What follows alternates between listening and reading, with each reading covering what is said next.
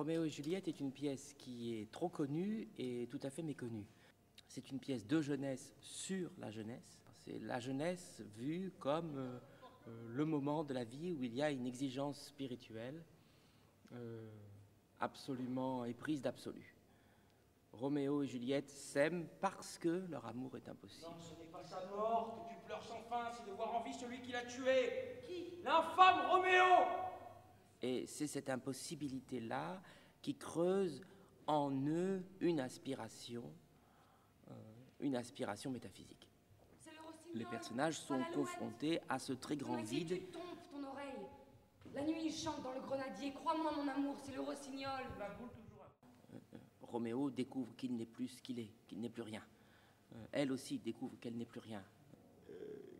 Olivier Py, dirigeant une répétition de Roméo et Juliette, il a un rapport de poète à poète. Parce que c'est pas la petite fille qui emmerde le monde, c'est déjà Madame Bovary. C'est directement en contact avec le théâtre. La langue en contact direct avec le théâtre. J'ai assumé la traduction, d'abord je pense que c'est une chose à faire.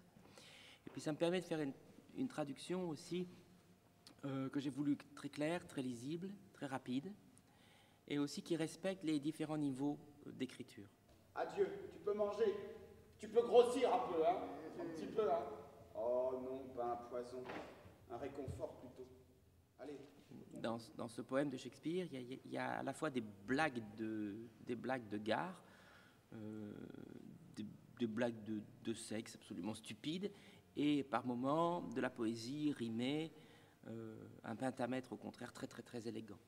Dans ce spectacle, moi j'avais besoin en tant que metteur en scène aussi, après des spectacles très lourds et très spectaculaires, de revenir au basique, de revenir à un théâtre très pauvre, un théâtre de tréteau. Ça veut dire qu'il faut faire du théâtre avec le théâtre, qu'il faut faire théâtre de tout, qu'il faut inventer avec une chaise, une assiette, un palmier en plastique, pour figurer l'imaginaire. Parce que ça donne une très grande liberté aux acteurs. Très très grande liberté de jeu. C'est non contraignant, puisque tout est ouvert. On met un mur, un escalier, une table, un miroir. Qu'est-ce qu'on joue? Il faut jouer, il faut se lancer dans le jeu. Il y a la partition et puis ce qu'on en fait. Et je ne prémédite pas ce que je ferai de Frère Laurent.